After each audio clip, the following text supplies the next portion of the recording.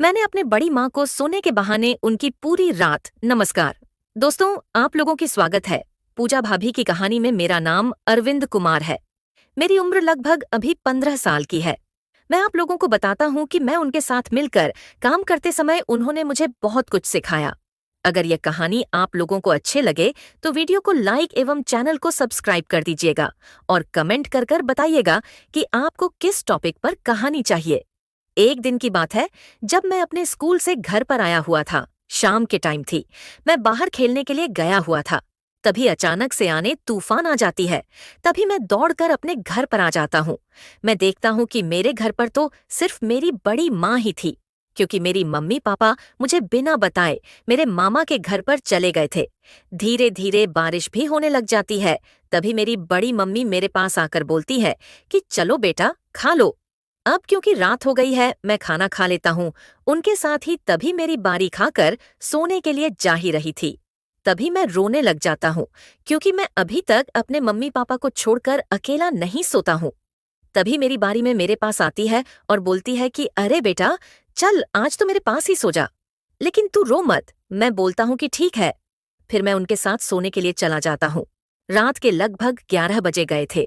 तभी मेरी बारी में बोलती है कि बेटा, मैं तुमको आज में एक काम सीखने वाली हूँ। मैं बोलता हूँ कि अरे बड़ी माँ, कौन सी काम है? तभी वह बोलती है कि अगर तुझे काम सीख लेगा तो तुझे आगे जाकर बहुत काम आएगी। फिर मैं बोलता हूँ कि ठीक है, मुझे भी जल्दी सिखाओ। फिर वह अपने धीरे धीरे अपने हाथों से पकड़कर मुझे काम सीखने लग जाती है। मैं अब समझ चुका था कि मैं अब कौन सी काम करने वाला हूँ।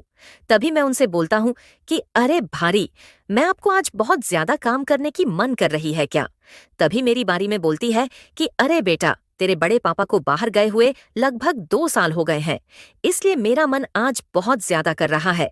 और घर पर मैरी और तुम्हारे अलावा घर पर अब है कौन? मैं बोलता हूँ कि ठीक है। फिर वह अपने काम करने लग जाती है और मुझे काम भी सीखने लग जाती है। कुछ देर के बाद मुझे काम करना आ जाता है। तभी मैं अपनी बड़ी माँ से बोलता हूँ कि अरे बड़ी में, अब मैं आपका काम, मैं मदद बहुत ही अच्छी तरह से कर सकता हूँ। फिर मैं काम करने लग जाता हूँ। अकेले ही कुछ देर करने के बाद मेरी बड़ी मम्मी पूरी तरह से थक जाती है और बोलती है कि अरे, तूने तो मुझे एकदम से काम करके थक दिया। मैं बोलता हूँ कि अरे बड़ी माँ, आपको तो बहुत ज्यादा काम के बारे में नॉलेज है, फिर भी आप इतनी जल्दी थक गई। तभी जो बोलता है कि मैं तेरे जैसी जवान थोड़ी ना है। मैं अब दिन पर दिन बुद्धि होती जाऊंगी, इसलिए मैं जल्दी थक जाती हूँ। लेकिन तुझे तो बहुत जल्दी काम काम करना सीख गया।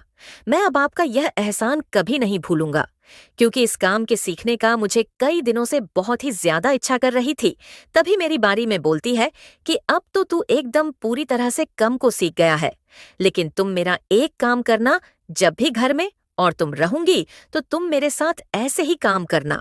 अगर मैं तुमको और अच्छी तरह से काम करना सिखाऊंगी। तभी मेरी बारी माँ बोलती है कि अब तू सो जा, क्योंकि तुझे सुबह उसे स्कूल भी जाना है ना। मैं बोलता हूँ कि ठीक है बड़ी में। फिर मैं उनका काम कर कर सो जाता हूँ। सुबह होते ही मैं अपनी बड़ी माँ से बोलता हूँ कि मैं तो आपके बारे में बहुत ज्यादा बुरा सोच रहा था, लेकिन आप तो सही में बहुत ही अच्छी हो, क्योंकि आपने मुझे जो काम सिखाए वह शायद उसे दिन कॉलेज में कोई नहीं सीखा पाएगा। मेरी बारी माँ बोलती है कि अरे बेटा, काम काम होती है। तुम कोई भी काम सीखना तो मन लगाकर सीखना, क्योंकि बहुत काम करना सीखने हैं।